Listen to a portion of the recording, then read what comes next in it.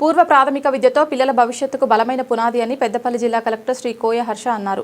పెద్దపల్లిలోని మండల పరిషత్ ప్రాథమిక పాఠశాల ప్రాంగణంలో ఏర్పాటు చేసిన పూర్వ ప్రాథమిక పాఠశాల జిల్లా కలెక్టర్ కోయ శ్రీహర్ష పిల్లలకు ఏకరూప దుస్తులు, లెర్నింగ్ మెటీరియల్, ఆట వస్తువులు పంపిణీ చేశారు. ఈ సందర్భంగా మాట్లాడుతూ పిల్లలకు బలమైన పునాది అందించాలనే లక్ష్యంతో ప్రభుత్వం పూర్వ ప్రాథమిక పాఠశాలను ఏర్పాటు చేసిందని అన్నారు.